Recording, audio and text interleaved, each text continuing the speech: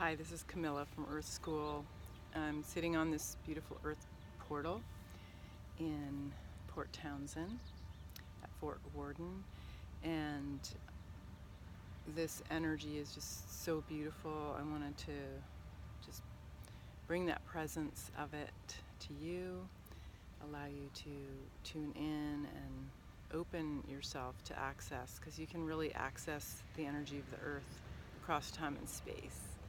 And so just allowing yourself to receive this earth energy. And in these portals, particularly this one, I worked with a group and really could see the dragon come in, and the dragon's message was they're hungry. And dragons really are one of the elementals that represents fire and is part of the earth that really heats it, that creates it. Think of lava, the fire that keeps us warm, all the processes of our body. And the fire elementals, the spirit of fire, is represented by the dragon.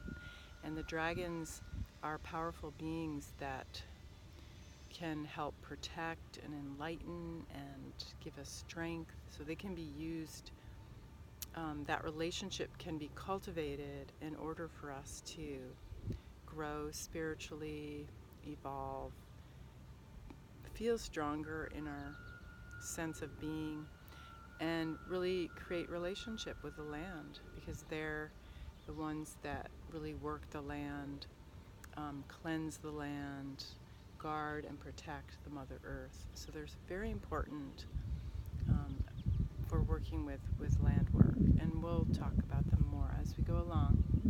But for now, just to tune in, to know that these portals have their guardian dragons, and in Port Townsend area there is a lot of dragon activity. The whole area is of this peninsula is in the shape of a dragon, and there's lots of creation stories from the native people here about working with dragons. So the dragons really are asking us to acknowledge and recognize and love them and believe that they're here, because they are the protectors for us. And so we need to really come in relationship with them again. So honor the dragons around you, even if you can't see them. Honor the dragon within.